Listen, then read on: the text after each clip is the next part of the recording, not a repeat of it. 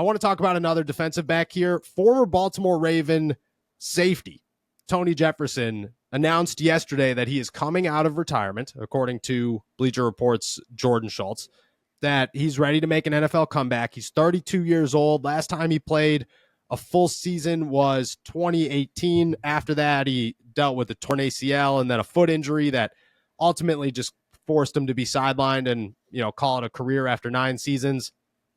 He's back. I think nobody's bringing this up, but maybe they should be. And maybe the answer is no, but I think it's a conversation worth having.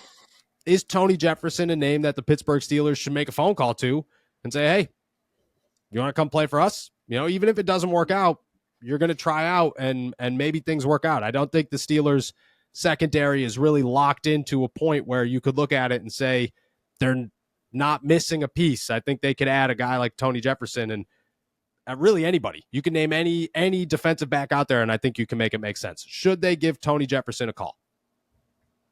Yeah, I'd absolutely give Tony Jefferson a call. I think, first of all, what you said about, the Steelers' defensive backfield not really being set. I mean, so you've got Fitzpatrick and Deshaun Elliott at the front of the room.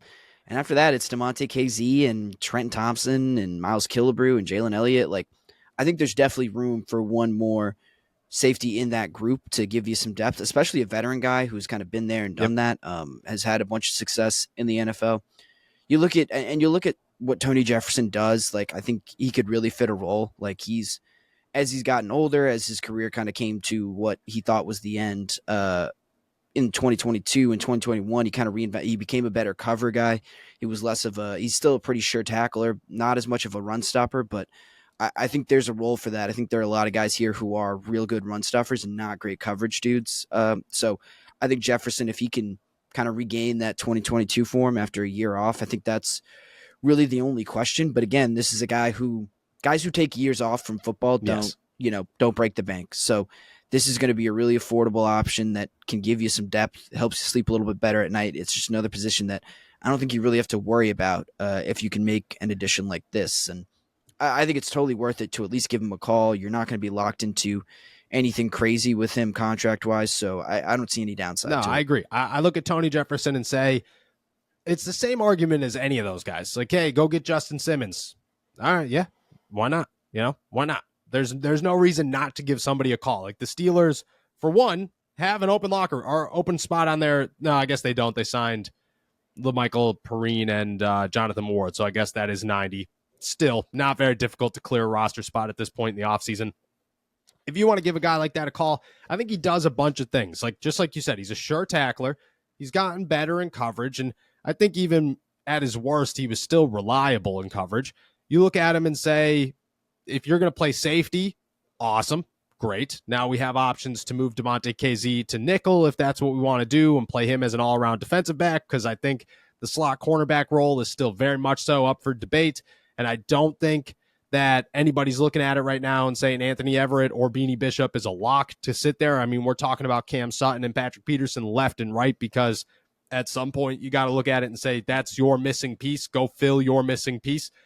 I think he allows DeMonte KZ to play that role. I think he's got an opportunity to play that role if he could play that role. I don't know how much experience he has there, but I still think it's an option. He's got a relationship with Deshaun Elliott, obviously, probably Patrick Queen as well.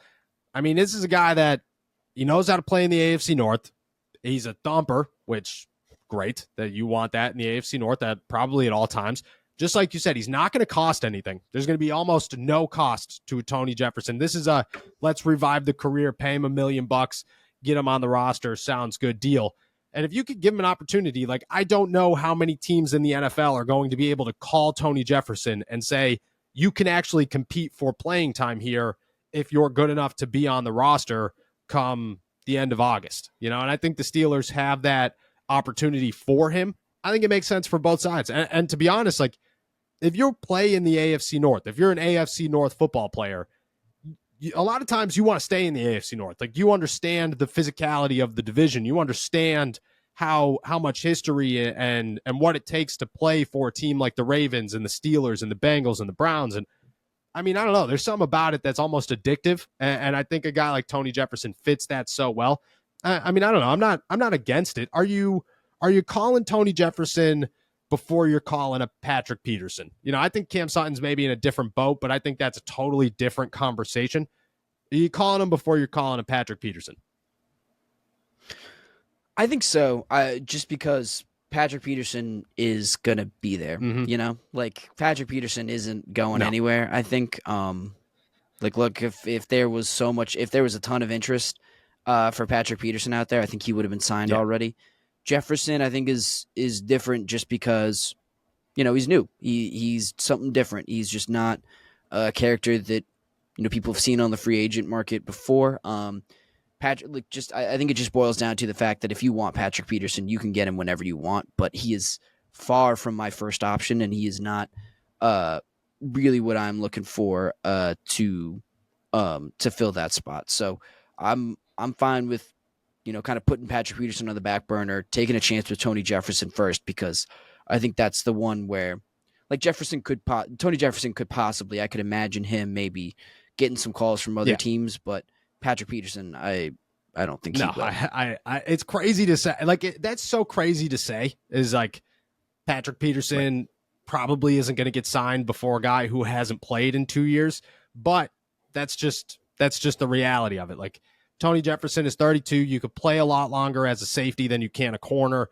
He's probably more versatile. He's a hitter, which, at the end of the day, like, it's a lot easier to stay in the league if you could tackle people than it is if you're just good in coverage, because the league's getting faster, you're getting slower. It doesn't really work out that well. I don't know. I think it works out for a bunch of reasons. I think, to be honest, I think you can make Tony Jefferson like your dime backer where Cam Sutton played a couple of years ago and say, all right, here you go. This is a guy who could cover tight ends, who we could put in the middle of the field, who could play in the box, who could play in the corner, who could, in a slot role, in a safety role.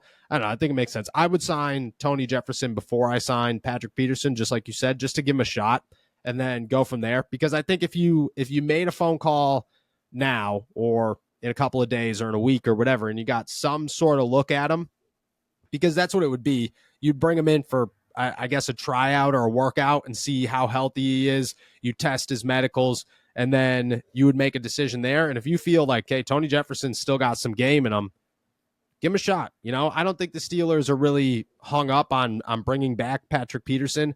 I think that they'd like to go in a different direction. I think this is a different direction. I think he fits the Steelers defense well. And I think at this point, like, having options is just your best option for the Pittsburgh Steelers. You have one missing piece, really two, but I think that Darius Rush or Corey Trice could fill that last cornerback 3 role. I think right now you have one missing piece at the slot. You have options. You might as well have more options. Doesn't hurt anybody. I could see it. I could see it happening. I could definitely see it happening. What do you think of Tony Jefferson goes for cost wise? I don't know. He's not making as much money even as Russ probably, right? Like, it's probably around that range, right? Yeah. Right? Like, it's vet minimum or something like that. It's like it's $1 million, 1.23, something like that. It's a negligible amount. It's a drop in the bucket. It doesn't matter. leaves you wide. I mean, the Steelers have $18 million. They could do a lot of things right now. Signing a guy for $1 million makes about 100% sense. On a 1-year deal or something too. And that's the thing. You're not in any kind of rush. Yep. There's no pressure to, it's May. It's May 29th. Like, you don't need to fill this now. You have, like you said, you have options, and these options will be around for a little bit. Yep. So don't rush yourself. Obviously, give Tony Jefferson a look and just see what you have. And if you can address it now, great. But don't feel pressured to get a guy just to get a guy. I agree. And I think that's where the Steelers stand is, whatever, man, just go just keep testing people out. And if they work out, cool. If they don't, cool. Look at it like signing like LaMichael Perrine or Jonathan Ward. Like, there's no reason to sign those guys except for the fact that you're like, best case scenario, they work out. Worst case scenario, who cares? That's Tony Jefferson. I think you could look at a lot of guys that way. I think Tony Jefferson adds himself to the list. Would be interesting. Would definitely be interesting.